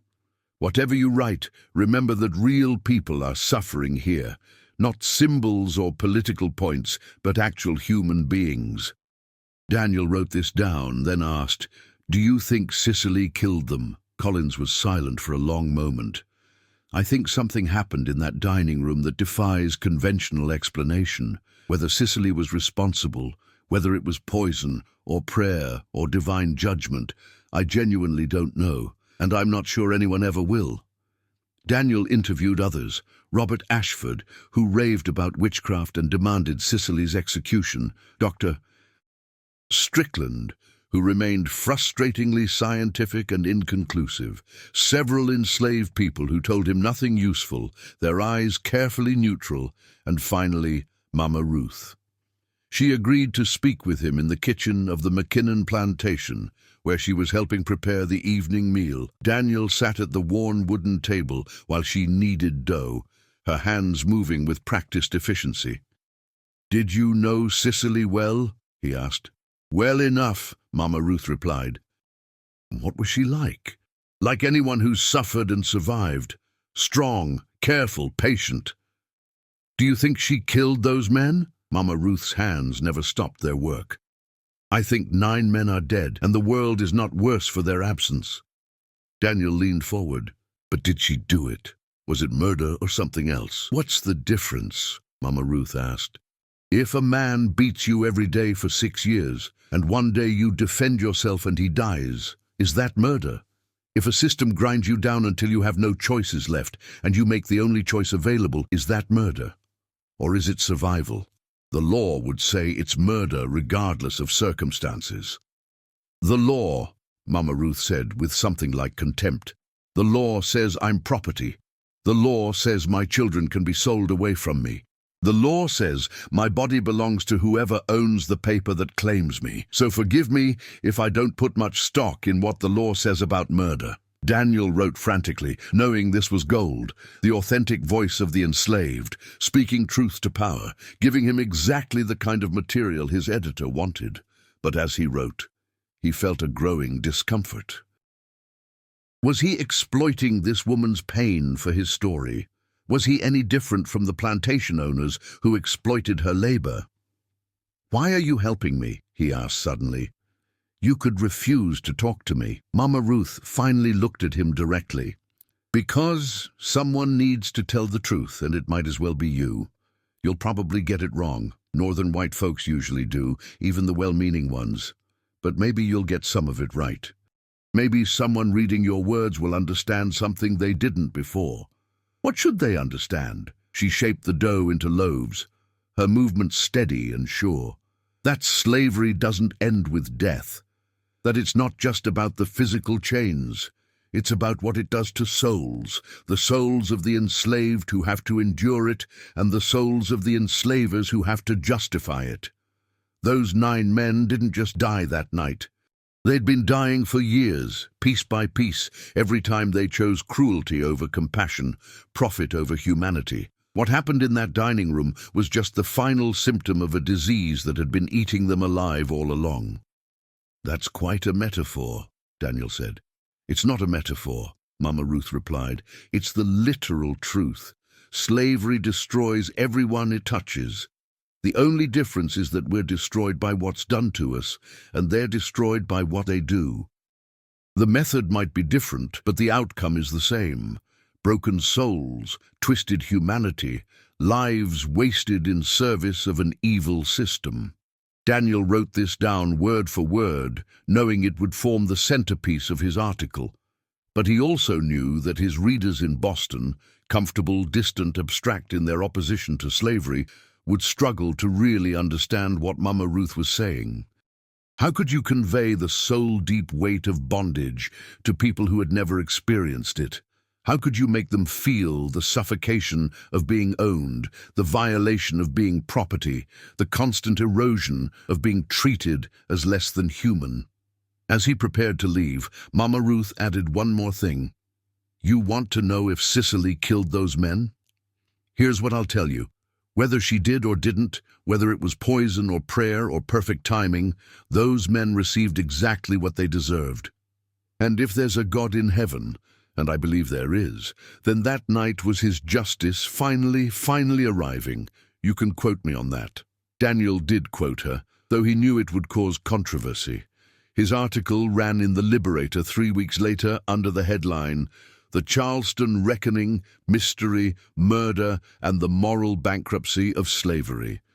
The piece was everything his editor had hoped for: visceral, emotional, politically charged, and deeply critical of the plantation system. Daniel described the deaths in detail, quoted extensively from his interviews, and concluded that whether or not Cicely had poisoned the 9 men, the real poison was slavery itself, and the real victims were the thousands held in bondage, not the 9 masters who died. The article was reprinted in abolitionist papers across the North, discussed in parlors and churches, used as evidence in speeches and sermons. It made Daniel's career and contributed to the growing moral outrage that would eventually lead to war. But in Charleston, it had a different effect. The city saw Daniel's article as a betrayal, as Northern aggression disguised as journalism. The quotes from Mama Ruth were treated as evidence of sedition, and she was questioned extensively by authorities trying to determine if she was part of a larger conspiracy. She endured this with the same patience she brought to everything, giving nothing away, revealing nothing useful. The article also intensified the search for Cicely. If Northern abolitionists were championing her as a hero, then Southern authorities were determined to prove that she was a criminal. The reward was increased to $500, a fortune by any standard, enough to tempt even the most reluctant informant. But Sicily remained beyond their reach. By the time Daniel's article published, she was in Pennsylvania, living under a new name in a small Quaker community that asked no questions and offered complete protection. She had cut her hair short, dressed in simple clothes that drew no attention, and was learning to read and write in the community school. At night, she continued to pray with her rosary, though the prayers had changed. No longer prayers for strength to endure or courage to act, but prayers of thanksgiving and prayers for those still in bondage. She thought often of Mama Ruth, of Sarah and Dinah, of all the people at Oakridge Hall who had known what she was planning and had said nothing, had covered for her, had protected her with their silence. She also thought about the 9 men. Not with satisfaction or guilt, but with a kind of settled recognition that justice, real justice, not the perverted version practiced in Charleston's courts, had been served. They had spent their lives dealing death in small legal ways, and death had come for them all at once. The mathematics of it felt correct somehow, balanced, appropriate. One evening, Rachel came to her with a newspaper, the copy of The Liberator containing Daniel's article. "Thou art famous," Rachel said with a gentle smile, "or infamous, depending on who's doing the telling." Cicely read the article carefully, noting what Daniel had gotten right and what he had misunderstood. He had captured the facts well enough, but he had missed the spiritual dimension entirely, the years of prayer and preparation, the way old knowledge had been passed down through generations, the specific rituals that had opened doors between worlds. "What will you do now?" Rachel asked. "Now that thou art free and safe?" Cicely considered the question. She was 24 years old, free for the first time in her adult life, with an education beginning and possibilities opening. She could disappear into anonymity, build a quiet life, never speak of what had happened. But Mama Ruth's words echoed in her mind. "When thou art safe, remember those who remain in bondage. Speak for them, fight for them." "I'll tell my story," Cicely said. "Not the story they're telling in Charleston, and not the story Daniel told in this article, but my story, in my own words. I'll speak at abolitionist meetings. I'll help others escape. I'll do whatever I can to dismantle the system that tried to destroy me." "That's dangerous," Rachel warned. "Speaking publicly will make thee an even bigger target." "Everything is dangerous," Cicely replied. "Slavery was dangerous. Escaping was dangerous. Living free in a world that wants to drag you back to bondage is dangerous, but silence is more dangerous still. Silence lets them pretend that we're content, that the system works, that everything is fine. My voice, our voices, are weapons against that pretense." Within a year, Cicely would be speaking at packed halls across the North, her story becoming one of the most powerful testimonies of the abolitionist movement. She would help dozens of others escape via the Underground Railroad, would raise money for the cause, would become a symbol of resistance and resilience. But that night, sitting with Rachel in the quiet of a Pennsylvania farmhouse, she was simply a woman who had survived, who had struck back, and who was learning to build a life in freedom. She touched the rosary in her pocket, felt its eternal warmth, and said a prayer for everyone who was still fighting, still enduring, still waiting for their own moment of deliverance. Charleston in the spring of 1838 was a city changed. On the surface, it functioned as it always had, the markets busy, the plantations productive, the social hierarchy maintained through force and custom. But underneath, there was a tremor, a fault line of fear running through the white population that no amount of denial could completely suppress. They called it the Oakridge paranoia. It started small, planters examining their food more carefully, making their enslaved cooks taste dishes before serving them, purchasing chains and locks for dining room doors. Then it escalated. Some plantation owners hired food tasters, as European nobility once did. Others insisted on preparing their own meals, trusting no one. Still others simply ate less, their appetites destroyed by anxiety. The enslaved community watched this paranoia with complex feelings. On one hand, the increased suspicion made their lives harder. More punishments for minor infractions, more restrictions on movement, more interrogations about loyalty. On the other hand, the fear itself was a victory. For once, the masters were the ones who were afraid. Robert Ashford had become obsessed with finding Cicely. In the 6 months since his brother's deaths, he had spent thousands of dollars on private investigators, bounty hunters, and informants. His plantation suffered from neglect as he poured his energy into the search, convinced that capturing Cicely would somehow restore order and meaning to a world that had been fundamentally disrupted. He had traced her as far as North Carolina, where a conductor on the Underground Railroad had been captured and, under torture, revealed that he had helped a woman matching Cicely's description. But the trail went cold after that. She had vanished into the network of safe houses and sympathetic communities that stretched north toward freedom. On a humid May evening, Ashford sat in the study of his plantation house, staring at maps and reports, when his overseer knocked on the door. "Sir, there's something you should see." "What is it?" "Another one."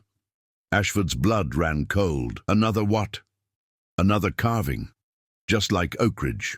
He followed the overseer to the main house's dining room, where his enslaved house staff stood gathered along the walls, their faces carefully neutral. On the long mahogany table, imported from England at great expense, fresh words had been carved into the wood. "The seeds have been planted. The harvest will come." "When was this done?" Ashford demanded. The overseer shook his head. "No one knows. The table was fine this morning. The staff swears they were in and out all day cleaning, and no one saw anything." "Someone saw something," Ashford snarled, turning to face the house slaves. "Someone here knows who did this, and you will tell me, or you'll all be whipped until someone does." An older woman named Patience stepped forward. She was 60, had served the Ashford family for 40 years, and had a dignity that even brutality couldn't quite extinguish. "Mr. Ashford, sir, we truly don't know, but I'll tell you what I think if you want to hear it." "Speak," he commanded. "I think," Patience said carefully, "that what happened at Oakridge Hall didn't begin with Miss Cicely and didn't end with those 9 men. I think it's something bigger, a reckoning that's been building for 200 years, and I think no amount of searching or whipping or punishing is going to stop what's coming." "You're talking nonsense," Ashford said, but his voice lacked certainty. "Am I?" Patience met his eyes directly. A dangerous thing for an enslaved woman to do, but she seemed beyond caring. "How many carvings have appeared across Charleston in the past month? 6, 7. How many planters have reported strange events in their homes? How many have woken to find symbols painted on their walls, or their locks mysteriously opened, or their property damaged in ways that make no sense?" Ashford knew she was right. The phenomenon had spread beyond Oakridge Hall. All across the Charleston district, plantations were experiencing what people were calling hauntings, unexplained events that ranged from simple vandalism to complex and troubling occurrences that suggested either organized resistance or something supernatural. "It's a conspiracy," Ashford insisted, "a network of slaves working together to terrorize their masters." "Maybe," Patience said. "Or maybe the dead have finally gotten tired of being silent. Maybe all those souls you worked to death in the fields, all those families you separated, all those bodies you broke and discarded, maybe they're making themselves known. Maybe the Lord really is preparing his feast, and you're all on the menu." Ashford struck her. It was instinctive, born of rage and fear and the desperate need to reassert control. Patience fell to the floor, blood trickling from her lip, but she didn't cry out. She just looked at him with something like pity. "You can hit me," she said quietly. "You can hit all of us, but you can't hit what's really haunting you. You can't whip a guilty conscience or chain up your own fear or lock away the knowledge that what you've done is evil and the bill is coming due." Ashford raised his hand to strike her again, but the overseer caught his arm. "Sir, that's enough. She's valuable property. Don't damage her unnecessarily." The phrase valuable property applied to a human being brought Ashford up short. He looked around the room at the faces watching him, his enslaved workers, people he had owned for years, whose names he barely knew, whose humanity he had spent his life denying. And for just a moment he saw them clearly, not as property but as people. People who hated him, people who were watching him destroy himself with fear, people who knew something he didn't. He fled the room.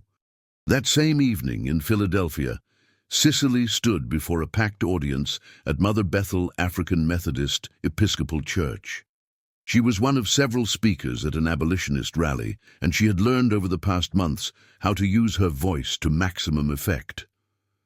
"They want you to believe that slavery is natural," she said, her voice carrying to the back of the hall, "that some people are born to serve and others to rule. They want you to believe that we're content, that we're better off enslaved than free, that our masters are kind and benevolent." She paused, letting the silence build. "But I stand before you as proof that every word of that is a lie. I stand before you as a woman who was enslaved for 24 years, who was beaten and violated and treated as less than human. And I tell you now, we were never content. We were never grateful. Every single day we dreamed of freedom. Every single night we prayed for deliverance, and when deliverance came, we seized it with both hands, no matter the cost."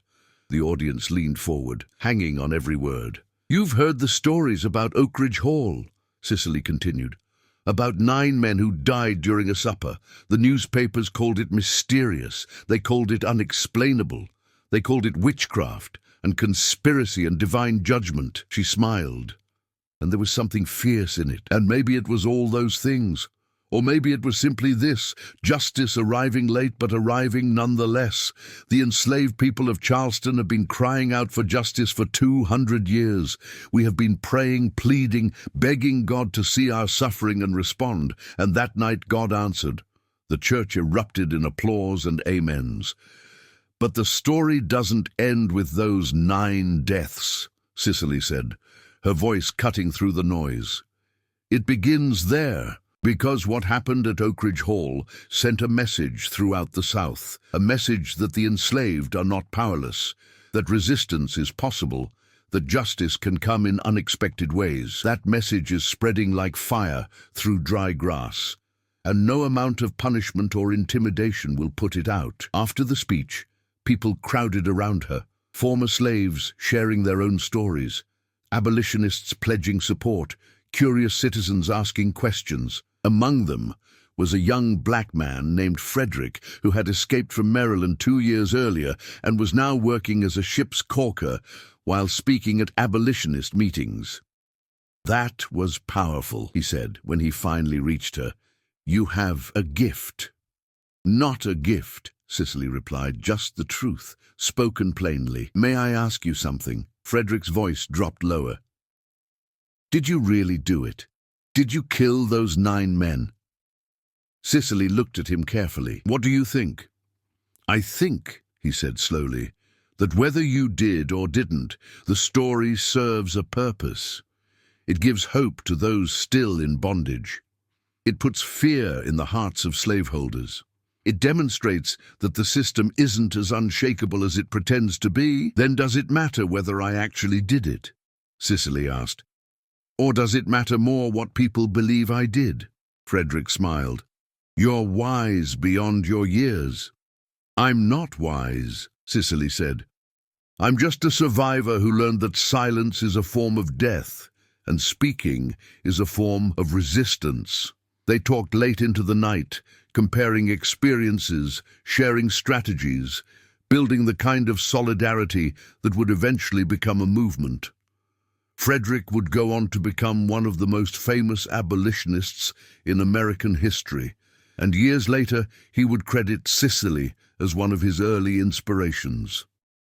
But that night, they were just two people who had escaped, who had found their voices, who were using those voices to tear down the system that had tried to destroy them. Back in Charleston, the paranoia continued to escalate. More carvings appeared on more tables, more strange events were reported, and slowly, inexorably, the white population began to fracture. Some, like Robert Ashford, doubled down on brutality, convinced that harsher punishments would restore control. They whipped more frequently, restricted movement more severely, separated families with cold efficiency. Others began to question the system itself, not publicly, that would have been social suicide, but privately, in conversations with trusted friends, in moments of solitude. If slavery required this much fear and violence to maintain, was it worth maintaining? If the enslaved hated them this much, was that not proof that the system was fundamentally unjust? These questions were dangerous because once asked, they couldn't be unasked. They planted seeds of doubt that would grow slowly but surely over the next decades. Sheriff Collins watched all of this with a weariness born of long service. He knew the city was changing, knew the old order was cracking, knew that what had seemed permanent and natural was revealed to be fragile and constructed. But he was too old, too entrenched in the system, to do more than observe and document. One evening, he visited the cemetery where the 9 men were buried. Their graves were well maintained, marked with elaborate monuments paid for by their families. But something about the site felt wrong, unwelcoming, cursed. As he stood there in the fading light, he noticed something he hadn't seen before. The grass on the graves wasn't growing normally. It was patchy and brown, as though the earth itself was rejecting what had been planted in it. Collins knelt and touched the soil. It was cold, unnaturally so given the warmth of the May evening, and when he pulled his hand back, his fingers were stained with something dark that might have been dirt, but looked disturbingly like blood. He left the cemetery quickly, his heart pounding, his rational mind trying to explain what his instincts knew couldn't be explained. The land didn't want them. Josiah the gravedigger had been right. The earth itself was rejecting these men, refusing to let them rest, keeping their poison contained but not absorbed. That night, Collins wrote a letter to his sister in Virginia, telling her everything. The deaths, the investigation, the growing paranoia, his own creeping certainty that something beyond natural law had occurred at Oakridge Hall. He wrote, "I have been a man of law and reason my entire adult life. But I am forced to conclude that there are forces in this world that obey neither law nor reason. Whether we call it justice or judgment, or simply the accumulated weight of sin becoming too heavy to bear, something happened here that defies explanation, and I suspect it's only the beginning." He sealed the letter but never sent it. Some truths were too dangerous to commit to paper.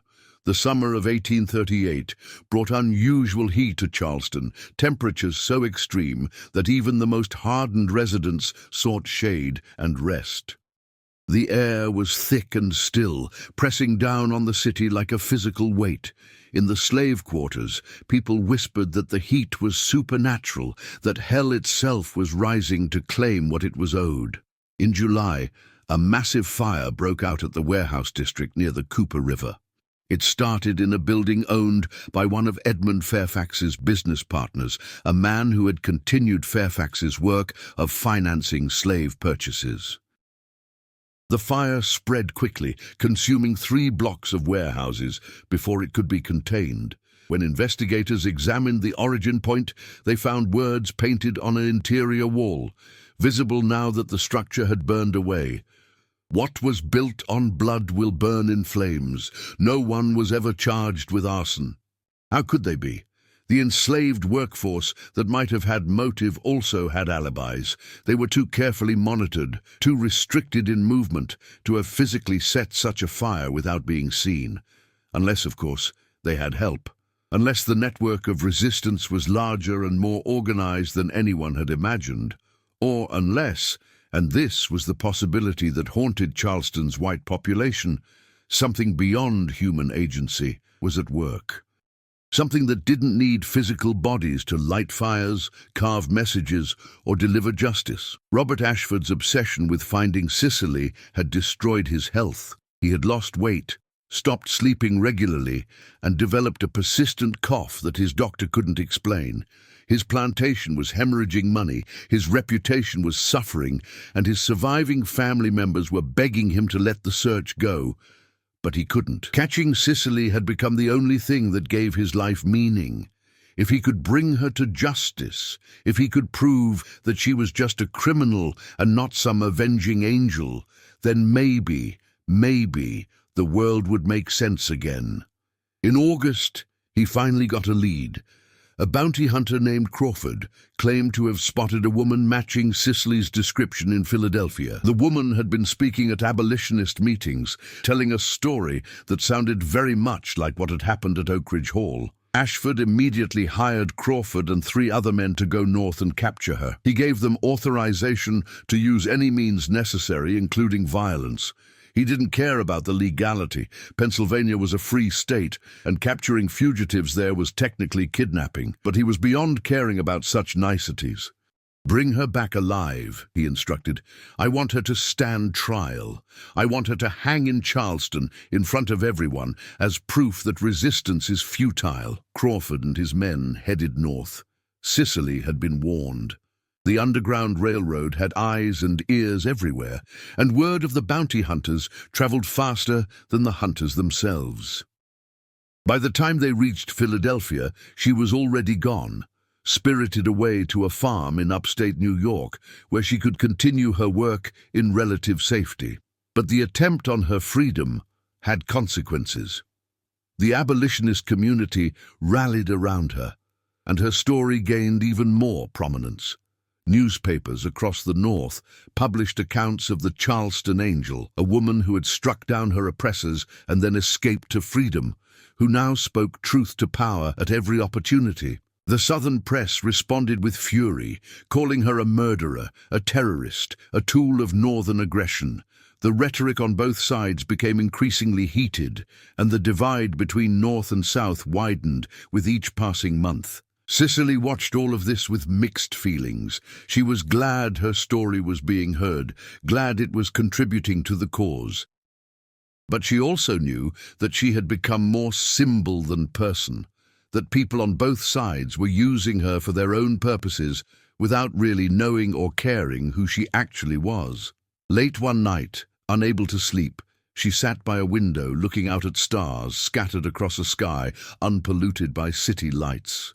She thought about the 9 men, about Oakridge Hall, about the life she had left behind, and she wondered if she had made the right choice.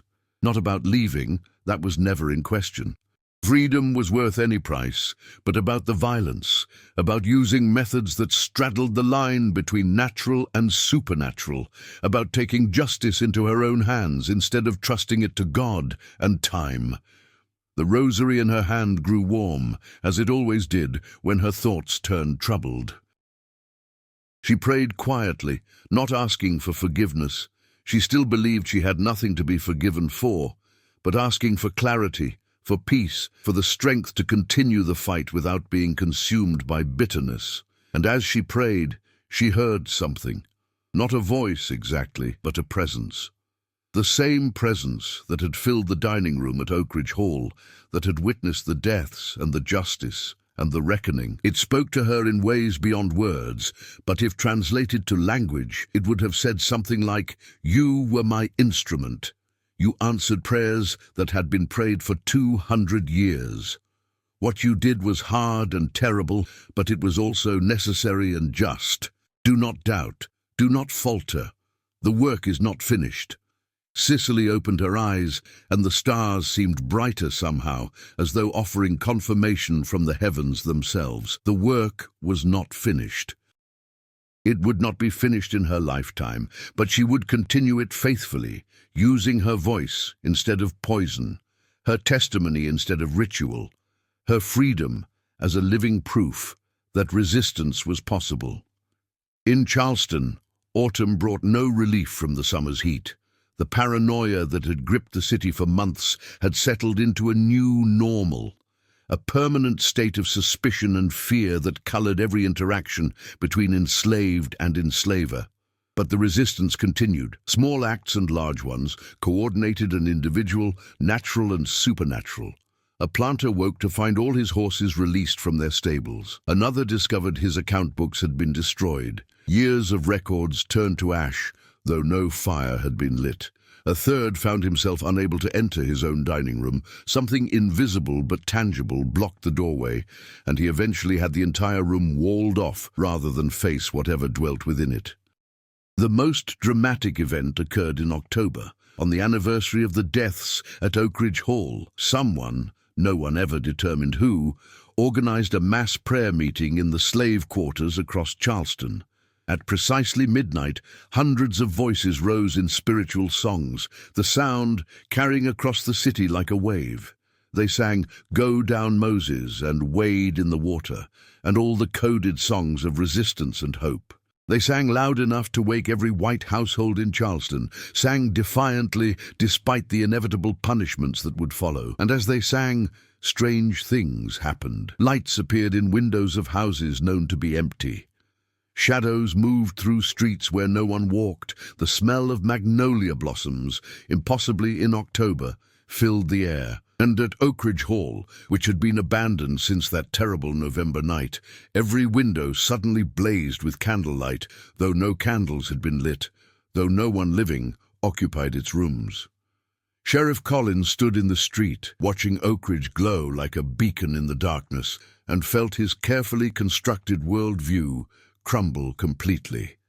He had spent his career believing in evidence and reason, in causes that could be identified and effects that could be explained. But there was no explaining this, no rational accounting for how an abandoned house could light up with no source of flame, or how hundreds of enslaved people could coordinate such perfect timing without being discovered, or how the air itself could carry the scent of flowers that weren't blooming. He thought about the letter he had written and never sent to his sister, thought about all the things he had witnessed and tried to rationalize over the past year. And he realized that he'd been fighting a losing battle, not against criminals or conspiracies, but against something far more fundamental. He had been fighting against truth.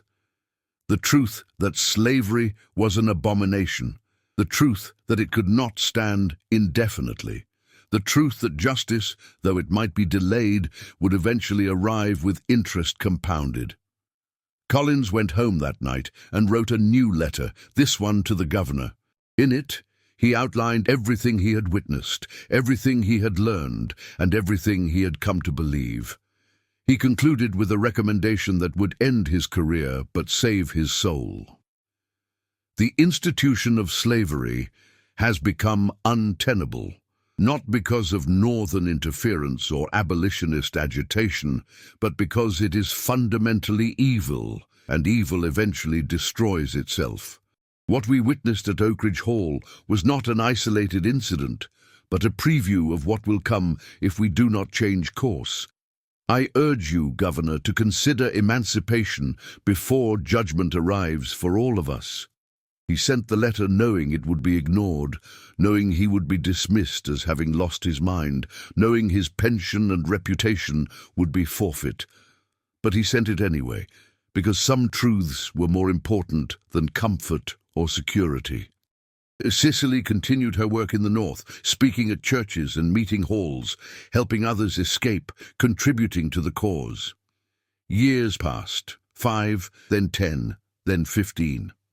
The tensions between North and South grew, erupting finally into war in 1861.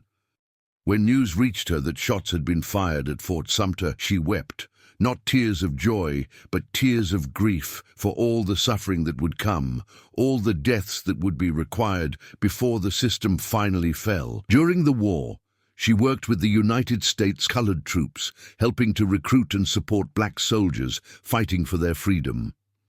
She saw young men march off to battle, their faces shining with hope and determination. Too many of them didn't return, but some did. And when the war ended, when the 13th Amendment was ratified, when slavery was finally legally abolished, Cicely allowed herself a moment of celebration tempered by sorrow. The system had fallen, but at what cost? 600,000 dead, the South in ruins, families destroyed, trauma that would echo for generations. Had it been worth it? She didn't know. She only knew that it had been necessary. In 1875, nearly 40 years after that night at Oakridge Hall, an elderly woman made her way back to Charleston. She traveled under a different name, her hair white now, her face lined with age, but her eyes still carried that same fierce light. She went to Oakridge Hall, which still stood empty. No one had ever been willing to buy it or live in it. It had become a landmark of sorts, a tourist curiosity, a place where curious people came to peer through dusty windows and speculate about what had happened there so long ago. Cicely stood at the gate, looking at the house where she had spent 6 years in bondage, where she had planned and executed justice, where she had begun her journey to freedom. It looked smaller now, less imposing. Time and neglect had stripped it of its power, revealing it for what it had always been, just a building, just wood and stone and glass. The evil it had contained had never been in the structure itself, but in the people who had occupied it, in the system it had represented. She walked around to what had once been the servants' entrance, pushed through an unlocked door, and made her way through rooms thick with dust and memories. She found the dining room, its windows still allowing in enough light to see by. The table was gone, sold or removed long ago, but she could see where it had been, could picture perfectly that final supper, those 9 faces frozen in terror, that moment when justice had finally been served. She knelt where the table had stood and said a prayer, not for the 9 men. They had received all they would receive from her. But for everyone who had suffered under slavery, everyone who had died without seeing freedom, everyone whose names had been forgotten, but whose souls still mattered. When she finished, she noticed something on the floor, scratched into the wooden boards, so faint she almost missed it. We remember. She didn't know who had carved it, or when, or how many people had added their own marks over the years, but she understood its meaning. The dead remembered. The survivors remembered. History remembered, even when it tried to forget. Cicely placed her rosary on the floor, in the center of where the table had been. It was time to let it go, time to allow the past to finally rest. The beads glowed one last time in the dusty sunlight, then seemed to settle into stillness. She left Oakridge Hall and never returned. She lived another 10 years, continuing her work, telling her story, fighting for justice in all its forms. When she died in 1885, she was surrounded by friends and family, people who loved her, people who knew her full story, people who understood that she had been both victim and warrior, both wounded and weapon. Her obituary in Northern papers called her a hero. Southern papers barely mentioned her death at all, but in Charleston, in the slave quarters where stories were told and memories preserved, her name was spoken with reverence. The children and grandchildren of those who had known her heard the tale of the woman who had struck down 9 of the city's most powerful men, who had walked out of bondage into freedom, who had proven that resistance was possible and justice inevitable. The story grew, with each telling acquiring details that were more myth than memory. But the core remained true. Evil had been punished, the oppressed had been vindicated, and one woman's courage had changed the world in ways both visible and invisible. Oakridge Hall stood empty for another 50 years before being torn down in 1925. When workers demolished the dining room, they found something strange beneath the floorboards. 9 small bundles wrapped in cloth, each containing a handful of earth, a few dried herbs, and a scrap of paper with a name written on it. The names were those of the 9 men who had died. The foreman who found them was a black man whose grandmother had been enslaved at Oakridge. He looked at those bundles and understood immediately what they represented. The physical component of the ritual Sicily had performed, the earthly anchor for the spiritual work that had been done. He didn't report them to authorities. Instead, he took them to the Ashley River and, after a brief prayer, threw them into the water. Let the river carry them away. Let them be dispersed and dissolved, their power finally spent. The site where Oakridge Hall had stood remained empty for decades. Various developers tried to build there, but each project failed. Financing fell through. Construction accidents occurred. Workers refused to continue. The land seemed cursed or blessed, depending on your perspective. Eventually, in the 1970s, the city designated it as a historic site and built a small memorial there, not to the 9 men. Their names were mentioned only in passing, but to the enslaved people who had lived and worked at Oakridge Hall, whose labor had built the plantation, whose suffering had funded Charleston's prosperity. A plaque was installed with these words: "On this site stood Oakridge Hall, where hundreds of enslaved people were held in bondage. We remember their names, their lives, their resistance, and their hope. May we never forget what they endured, and may we always work toward the justice they never received."